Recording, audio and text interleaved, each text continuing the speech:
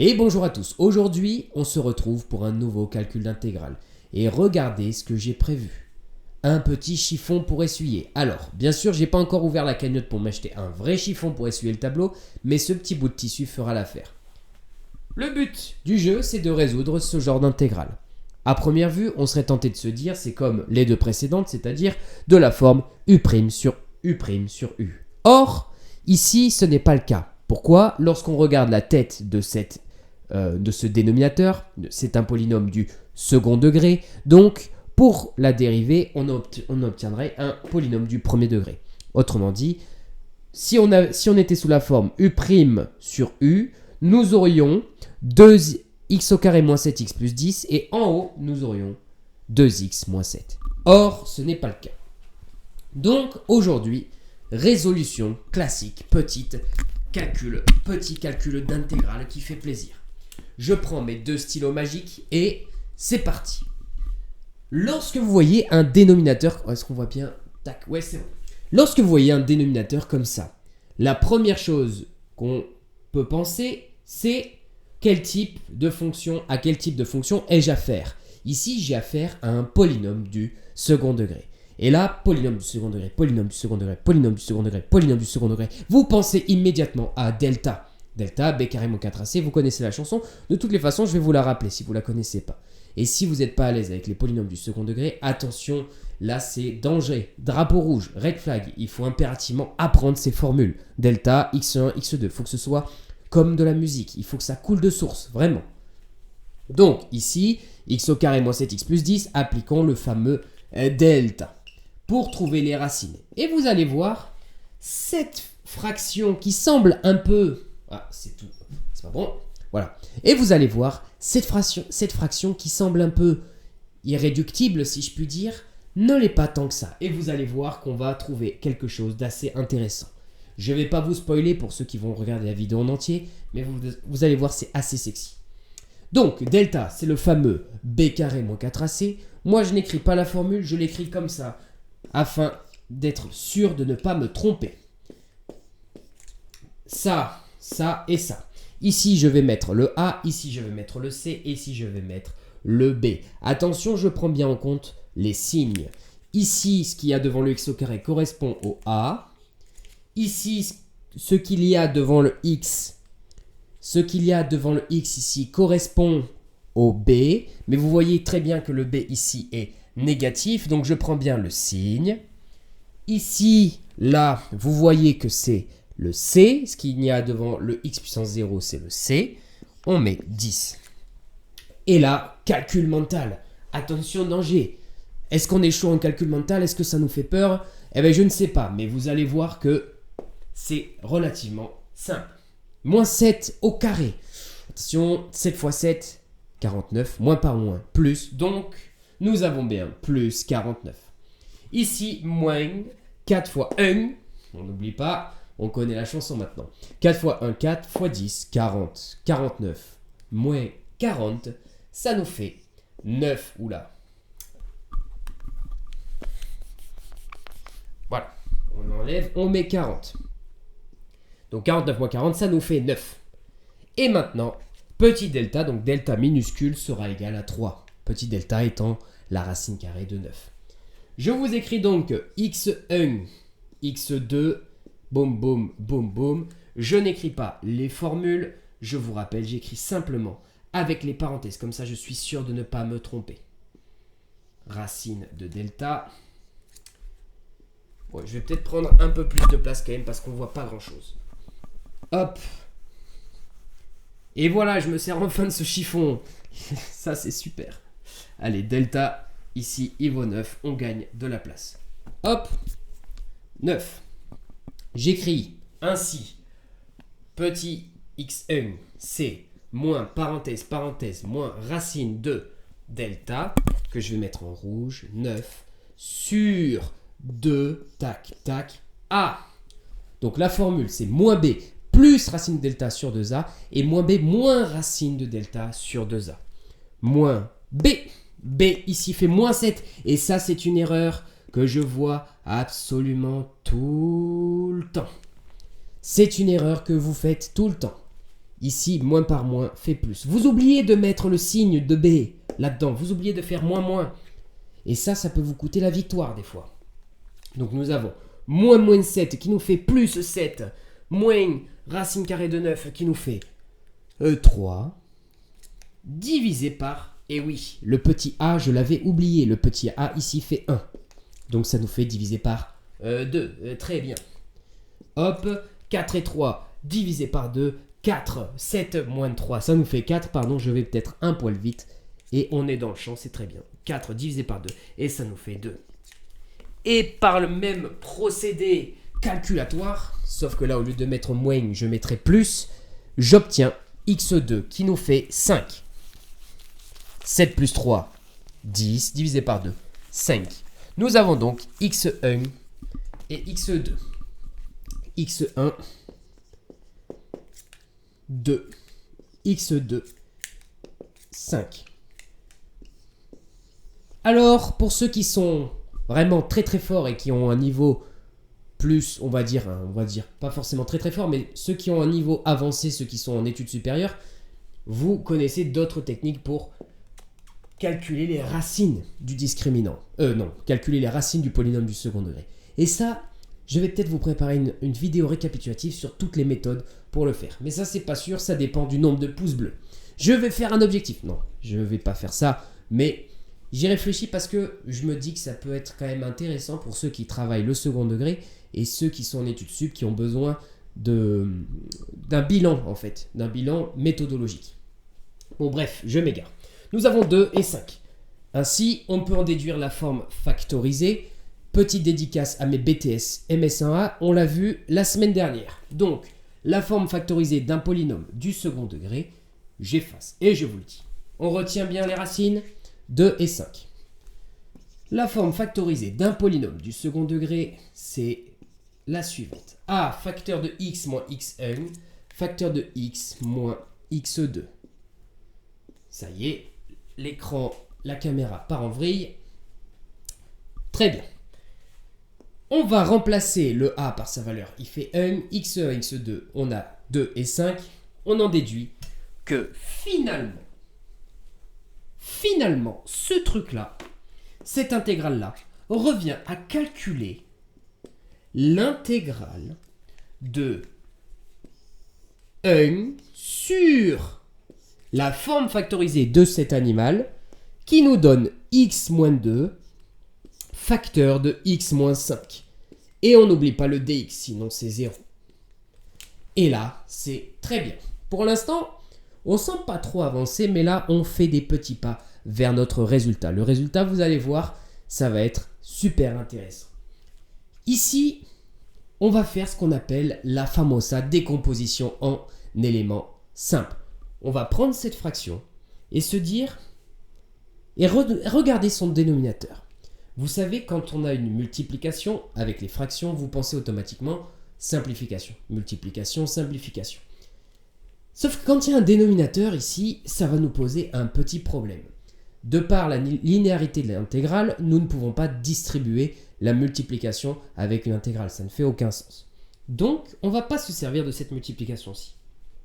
On va prendre cette fraction et la fracturer en deux parties, la séparer en deux parties avec une somme. Et pour ce faire, il va falloir faire un petit rappel sur la mise au même dénominateur. On va voir ça ensemble. Si je vous dis 1 sur 12, vous allez me dire oui, mais ça fait 1 sur 3 fois 4. Et vous n'auriez pas totalement tort. Ici, ce 1 sur 3 fois 4, on se pose la question, ok, est-ce qu'il n'existe pas une fraction avec un truc en haut, divisé par 3, plus ou moins d'ailleurs, une fraction avec un truc en haut, divisé par 4. Est-ce qu'il n'existe pas une telle fraction?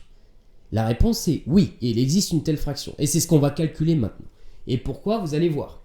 Ici, l'intégrale ne se distribue pas sur le produit. Mais par contre, l'intégrale se distribue pour la somme, car elle est linéaire. C'est une application linéaire, pour ceux qui font de l'algèbre linéaire. Donc, ici, vous voyez, nous avons une somme. Quand on veut les mettre sous le même dénominateur, vous faites lui en haut fois lui, ok, divisé par le produit des deux. 3 fois 4, 12. Et là, on gagne, puisque notre produit fait 12. Et du coup, on retombe sur ce que nous cherchions initialement. Sauf que là-haut, il faut que ce soit égal à 1. Donc, on en déduit un espèce de système. On va faire la même chose, mais avec ce polynôme là-haut. Donc, une fois cela fait, je vais vous montrer comment on procède. Il y a deux écoles. Soit on procède avec l'utilisation des racines, soit on procède avec la manipulation des systèmes. Ouais, c'est un système linéaire. Donc, soit on procède soit on procède en utilisant les racines, soit on procède en résolvant un système de 2. On va faire ici la méthode avec les racines. Décidément, j'arrive plus à parler. Fin de journée, c'est normal. Donc, on va faire la méthode avec les racines parce qu'elle est plus rapide et peut-être moins... Ah non, elle est aussi jolie que l'autre, mais juste en termes de technicité, elle demande moins d'efforts, on va dire. Et donc, pour vous, ce sera peut-être plus compréhensible à la caméra. En vidéo, du coup.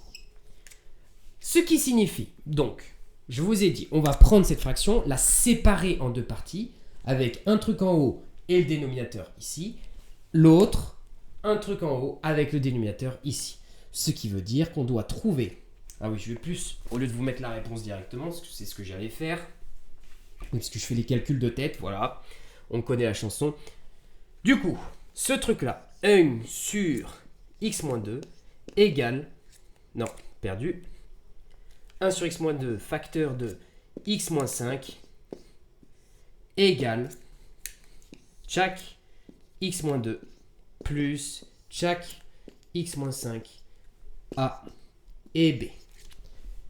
Donc ça veut dire en réalité ici trouver a et b tel que lorsque je fais le calcul, lorsque je les mets sous le même dénominateur, je tombe inexorablement sur ça. Donc ça veut dire qu'on peut calculer en partie le truc. Je vais vous montrer. On a ça, on doit trouver a et b tel que ça, soit vrai pour tout x, quel que soit x.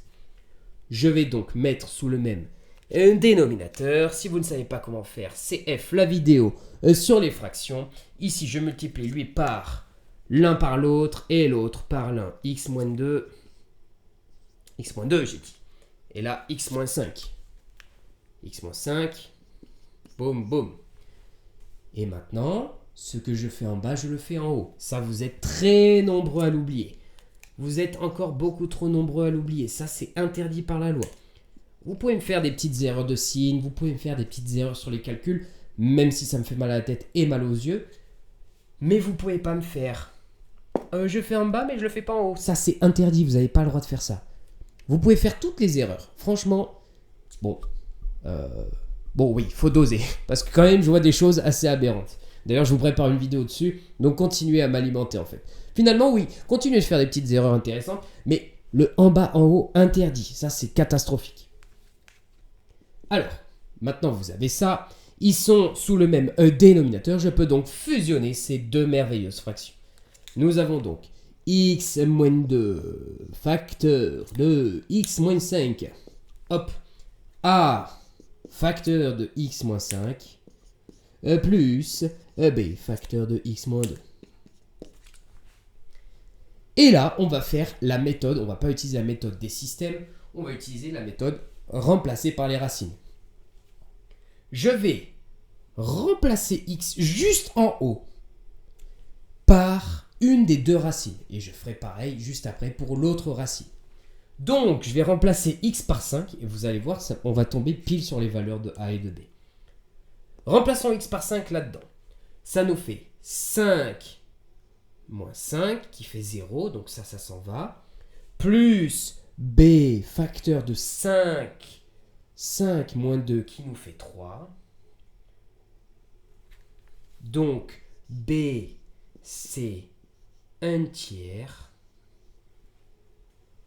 Et maintenant, je vais remplacer dans l'autre sens. Je remplace x par 2. Donc, ça nous fait 2 moins... Non, alors, 2 moins 5 qui nous fait moins 3. Donc A vaut moins 1 tiers. Ça semble, je vais regarder si on voit bien la valeur de A. Et je crois que c'est limite. Donc, je vais écrire peut-être à côté. A, c'est moins 1 tiers. B, point virgule, B, c'est 1 tiers. Je vous expliquerai plus en détail dans une prochaine vidéo. Parce que là, la vidéo commence à être assez longue. Et je commence un peu à vous perdre. Donc ici, A égale moins 1 tiers, B égale 1 tiers. L'idée, c'est en remplaçant par les racines, les valeurs des racines, on en déduit ces valeurs-ci. Après, je vous montrerai vraiment dans les détails parce que là, ça commence à être un peu long. Sinon, si vous n'êtes pas convaincu par cette méthode, et je comprendrai puisque je vous ai pratiquement rien expliqué, ça semble un peu magique, mais vous inquiétez pas, ça n'est pas magique. Si vous n'êtes pas convaincu par ces méthodes-là, vous calculez simplement, vous développez, ça nous fait AX moins 5A plus BX moins 2B. Vous factorisez les éléments avec les X qui vont avec les X, ceux qui ne vont pas avec les X, vous les laissez tranquilles, et vous en déduisez un système. Ça nous fait A plus B égale à 0. Bon, non, je ne vais pas l'écrire puisque je ne voulais pas développer cette méthode. Et ensuite, vous en déduisez l'autre système. Moins 5A moins 2B est égal à 1. Et ensuite, tac tac, on en déduit A égale moins 1 tiers et B égale 1 tiers. Donc ça, posez-le chez vous tranquillement ce soir avant de vous coucher pour pouvoir être convaincu. Donc A égale moins 1 tiers et B égale 1 tiers. Ce qui signifie en particulier, j'efface cette ligne de calcul, j'efface le x-5, j'efface le x-2, le b, j'efface, on connaît sa valeur, le a, j'efface, le x-5, j'efface, le x-2, j'efface. Et là, vous voyez, directos, nous avons le 3 qui vient en bas. Attention, danger, moins plus 1 tiers. Et voilà. Donc ce truc-là, je vais le remplacer par cette soustraction. Alors je vais l'écrire plus dans l'autre ordre parce que c'est plus joli tout simplement. Et on aime bien faire des maths quand elles sont jolies. Donc je prends, j'efface et je retiens. On utilise la mémoire. Hop, ça me fait égal l'intégrale de 1 sur 3. On n'oublie pas, c'est la valeur avec B qui avait le x-5. Donc, c'est la valeur avec B qui était positive. Donc, c'est la partie B, donc 1 tiers. 1 tiers facteur de x-5. Hop, plus, non, moins du coup. 1 sur 3 facteur de x-2. dx, on n'oublie pas, c'est plus joli avec. Non, c'est pas que c'est plus joli, c'est que c'est juste avec. Sinon, on ne peut pas calculer l'intégrale, ça ne fait aucun sens. Donc, je distribue l'intégrale par linéarité. L'intégrale de la somme, c'est la somme des intégrales. Qu'est-ce que ça veut dire? Ça veut dire que l'intégrale de machin plus truc, c'est l'intégrale de machin plus l'intégrale de truc. Donc ici, plus ou moins, c'est pareil. Ça suit les mêmes règles. Nous avons donc l'intégrale de 1 tiers facteur de x-5 dx moins l'intégrale de 1 tiers facteur de x-2 dx. Ici, on utilise la règle on utilise à nouveau la linéarité de l'intégrale. Lorsqu'on multiplie l'intégrale par une constante, on peut prendre la constante et la mettre devant. Donc le 1 tiers passe devant. Ici, boum, et pareil ici. Et après, si on veut vraiment faire un truc joli, on factorise par 1 tiers et on a gagné. Allez, je vais le faire comme ça, on n'en parle plus. Je l'efface ici, hop, et boum, et boum. Alors n'oubliez pas, j'ai factorisé. Et maintenant, il n'y a plus qu'à calculer cette petite intégrale. Je vais juste vérifier dans le retour si c'est bon. Oui, dans le retour, c'est très bon. Donc, ici, il faut calculer les deux intégrales, celle-ci et celle-ci. on se rappelle au tout début, ça nous faisait penser à du U' sur U, mais même si ça n'en était pas, en réalité, ça en est, c'est du déguisé. Ici, nous avons U qui vaut x-5, U' qui vaut 1. On est bien de la forme, et je vais l'écrire juste ici, j'ai pas la place. J'ai la place de l'écrire ici. De la forme. Oula, on va écrire mieux quand même. Je veux bien pas écrire mal, mais quand même, faut pas abuser. Alors, de la forme U' sur U, qui nous donne ln de valeur absolue de U. On n'oublie pas le plus C, mais ça, on va l'ajouter à la fin pour que ce soit joli. C'est bon. Nickel. Donc, maintenant, de la forme U' sur U, ça nous donne ln de U. Et les deux sont de cette forme-là. On a U qui vaut x-5, U' qui vaut 1. Donc c'est bon, c'est de la bonne forme. Et ensuite, on a U qui vaut x-2 et U' qui vaut 1. Et c'est également de la forme U' sur U et donc ln de U et donc ln de la soustraction. Mais je vais pas trop vite. Parce que sinon, on va pas. Ah, attention! Non! Non! Chut! Allez, vas-y. Allez. Dis rien. Je suis en épisode one shot. Je peux pas faire de cut. Ne dis rien. Allez, ciao. Vas-y. Donc, ici, du coup, on fait ça. On fait la soustraction. Je calcule l'intégrale. Ça me fait donc ça. ln de x-5. ln de x-5. 1 tiers. ln de valeur absolue de x-5, hop, moins ln de x-2, moins ln de valeur absolue de x-2, et là, on va utiliser la famosa propriété du ln, c'est-à-dire ln de a moins ln de b, ça revient à diviser les trucs, et ça nous fait, je vais l'utiliser quand même, je vais l'écrire, ln de a moins ln de b égale ln de a sur b. Boum. Et là, maintenant, j'utilise cette propriété. ln d'une soustraction, ça nous fait ln du quotient. Du coup, boum, ça me fait égal 1 tiers ln de valeur absolue de x-5 sur x-2. Et là, maintenant, ladies and gentlemen, est-ce qu'on voit bien? Non, c'est scandaleux, on voit pas la réponse. C'est scandaleux. On va prendre le truc, on efface, et c'est là où j'écris la réponse. Égale 1 tiers ln de valeur absolue de x-5 sur valeur absolue de x-5 sur x-2 valeur absolue parenthèse et là point final. Et non, c'était un piège. Bon, effectivement, je l'ai très mal amené. Je commence un peu à être fatigué.